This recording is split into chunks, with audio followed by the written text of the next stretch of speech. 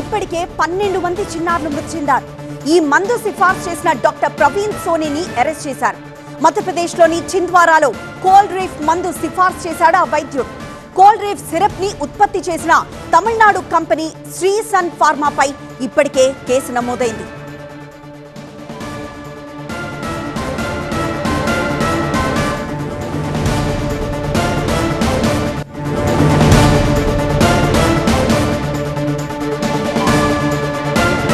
దగ్గుమందు వాడిన పిల్లల మరణాలతో కేంద్రం అలర్ట్ అయింది.